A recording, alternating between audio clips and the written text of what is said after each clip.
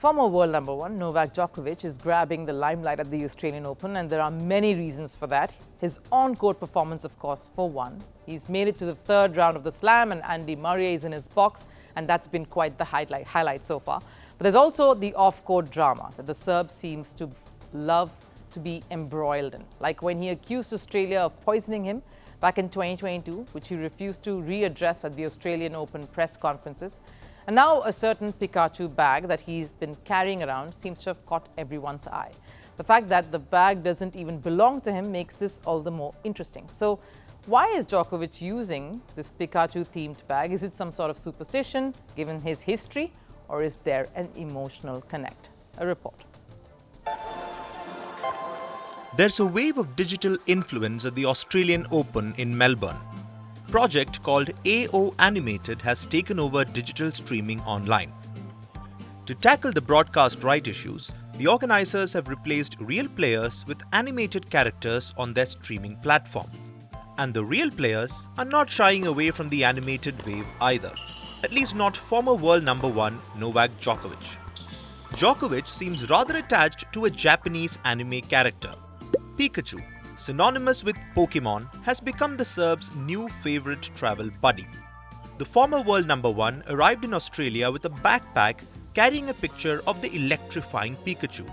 So, is it just his love for anime? There's not much evidence on whether Djokovic is a hardcore Pokemon fan, certified by the fact that the bag doesn't even belong to him. The real owner of the backpack, and drum rolls please, is his son Stefan. So is it just a cute piece of hand baggage with an emotional connection? We've seen that going around. Olympic South Korean shooter Kim Ye-ji wore her daughter's elephant toy during her event at Paris. Football icon Lionel Messi has his kids' names printed on his shoes. So is the Pikachu bag Djokovic's nod to his son? The eagle-eyed Pokemon and Djokovic fans think otherwise.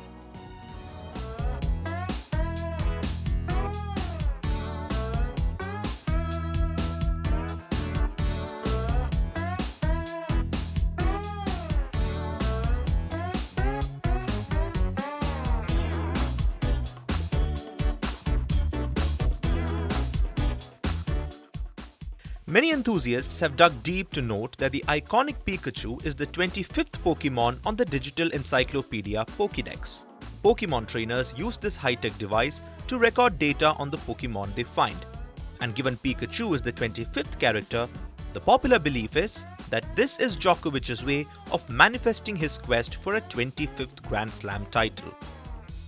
Djokovic, though, denies those claims, saying it wasn't intentional.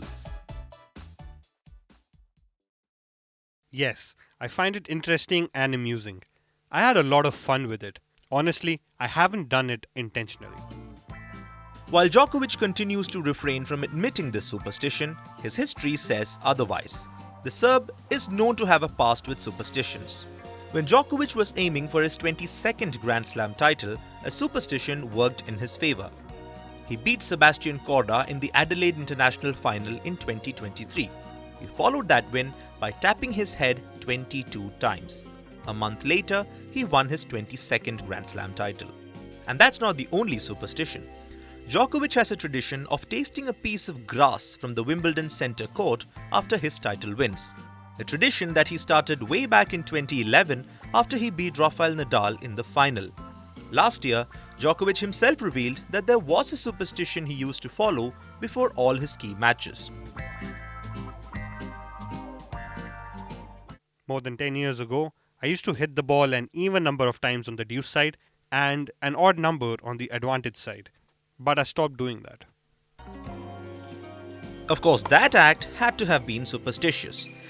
And while Djokovic has given up on this, maybe he has developed a new one. The 22-time head tap worked for Djokovic in the 2023 Australian Open. And given his slamless run in 2024, he probably needs some electrifying measures to win his 25th. And so the anime character whose superpowers are also electric. If Djokovic wins the slam, he may just follow it up with a Pokemon celebration.